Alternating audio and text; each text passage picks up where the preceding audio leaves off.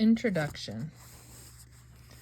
He was eating. 3 years ago, this was the thought I had every single time I looked at my oldest child. The son we'd cried and prayed for through infertile years and monthly personal funerals each time my period arrived. The son named after my husband's late father, who had been killed in the line of duty in 1977 as a Cincinnati police officer. The son who made me a mother for the first time, as 2 other children followed beautifully behind on the trail he blazed. The son I didn't want to admit might be sick. He was 11 now, and he was sleeping more and more during those summer days, but I thought it was just the heat. Heat zaps your energy, right? He would fall asleep in the morning, again in the afternoon, and once again after dinner. And that was after a full night's sleep. Wasn't he growing? I convinced myself his body was just working hard on stretching out his bones until he started shivering. If you know anything about Ohio in July, then you know you could fry an egg on the sidewalk and not think anything of it. But there, in the sweltering heat of summer, my once active and playful boy was shivering on a regular basis. He eventually started spiking fevers too. That wasn't necessarily abnormal, was it? And then his stomach started to hurt. Often. The foods he loved and grew up eating were now causing him nothing but extreme pain and long periods in the bathroom. He started losing weight, and soon people started noticing. One too many neighbors started asking me how my son was doing. They mentioned he looked not quite himself and kind of thin. I brushed them off one by one, explaining that he was in a growth spurt, like any healthy 11-year-old boy would be. Kids shoot up quickly and look incredibly skinny in the process. Eventually they fill back out. My son would fill back out. It was all part of the cycle of growth. He was fine, we were fine, I was fine. Except we weren't fine. My husband and I started whispering as much to one another at night, staring at the ceiling as we lay in bed and wondering if something was really wrong with our son.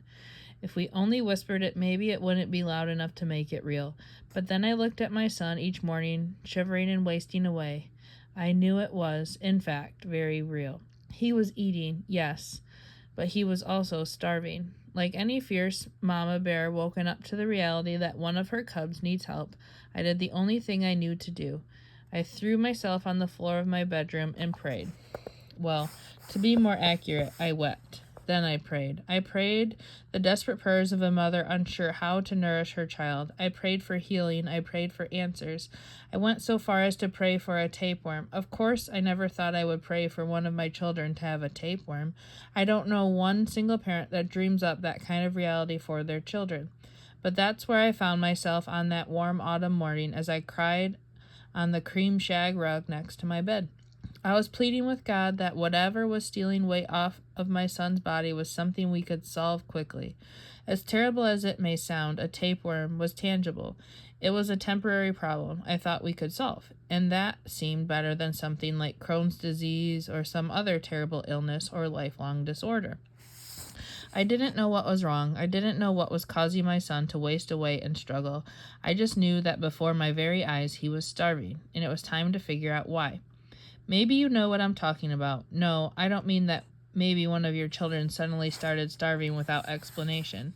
I mean that maybe in one way or another you're starving too. Truth be told, I think we all are. We're consuming, we're filling up, we're taking in, but at the end of the day, our souls are still starving. Every day we reach for the things that we believe will enrich our lives. We grab onto the things we think will nourish our souls.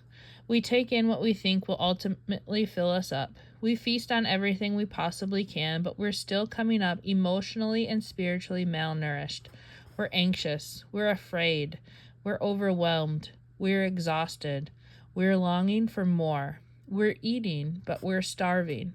And by we, I mean me. I've adopted plenty of practices in my own life in a feeble attempt to feed my own soul. I look to my phone for comfort and security. I tell myself stories to explain away negative feelings or bad choices.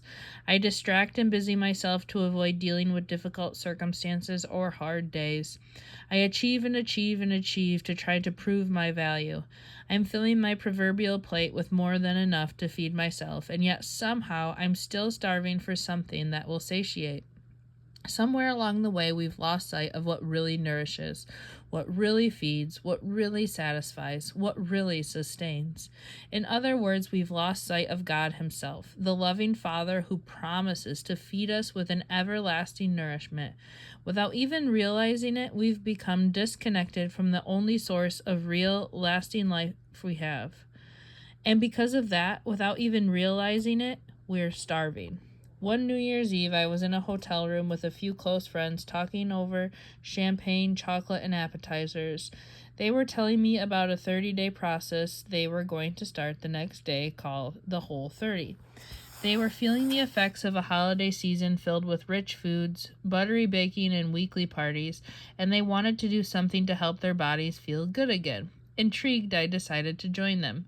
Together, we removed things like gluten, legumes, dairy, and sugar from our diets for 30 days. At the beginning, I braced myself for severe deprivation, but in changing my diet for that month, I discovered something surprising.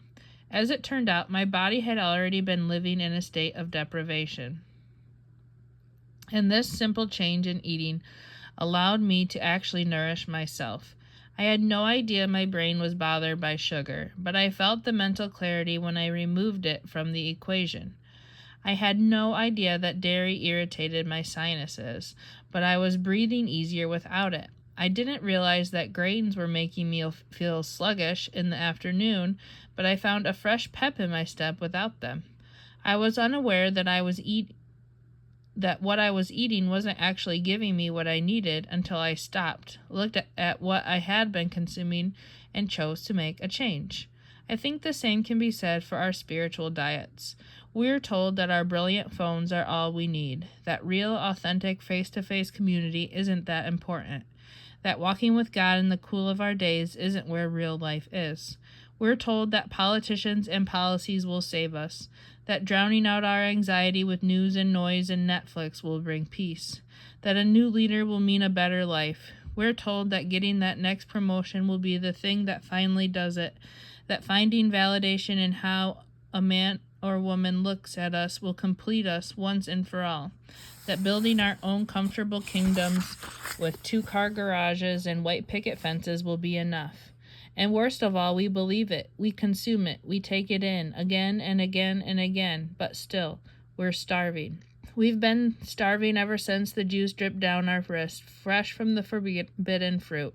Way back in the garden, Eve had a conversation with the snake that made her question God's ability to satisfy and nourish. When the snake presented her with that shiny, beautiful fruit, he presented with it a question about the God who asked her not to eat it. Did God really say you can't eat from any tree? And with that, she began to wonder, what was it that God actually said? Why can't I eat from every tree? Why shouldn't I try this fruit that is clearly good to eat? Why would God deprive me of something so good for me? Does He really love me? Can I trust Him? Will He take care of me? Does He want what's best for me? Should I just take care of myself? Of course, I'm guessing at Eve's inner dialogue, but it feels like a pretty good guess, as it sounds a lot like my own inner dialogue. I'm guessing maybe it sounds like yours too. When we're dissatisfied, hungry for more, missing out on substance because we're feeding ourselves with what we think will give us meaning, we begin to question the truth of who God is and whether He can actually fill us up. We begin to question why it is we're starving. Friends, can I let you in on something I've learned along the way? Our starvation won't cease until we take a good hard look at what we're consuming and commit to making a change. That's what we had to do for my son that summer. It's what I did for my body during that Whole 30, and it's what we have to do now if we want to find lasting nourishment for our souls. What if we took a look at what we actually believed about God and His ability to nourish us? What if we examined the kinds of practices we've developed to feed ourselves in an attempt to discover how they're leaving us spiritually emaciated? What if we looked at our steady spiritual diets and considered some life-giving meal replacements instead? I want us to discover why what we're consuming isn't cutting it, and more importantly, to tap into the source of life that will satisfy and satiate our every hunger, God Himself. I've walked this road myself, friends. Truth be told, I think I'll keep walking this road the rest of my life. Thank God for grace, right? I've been tired of feeling spiritually malnourished all the time, and I've done the digging to get to the bottom of that hunger. Some of it was about what I was taking in. Some of it was about what I was telling myself or allowing others to tell me. Some of it was the way I spent my time looking for quick fixes. Some of it was about what I believed about God, myself, and the world around me. Some of it was linked to how many choices were affecting my nourishment.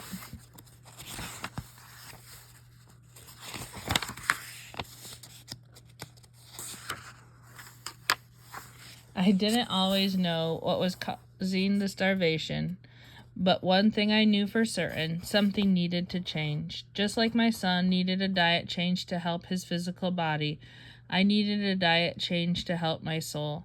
I think we all do, and that's what I hope this book will give us, a roadmap to understanding why we're so malnourished and what we can do to feast on the things that will actually nourish and sustain us.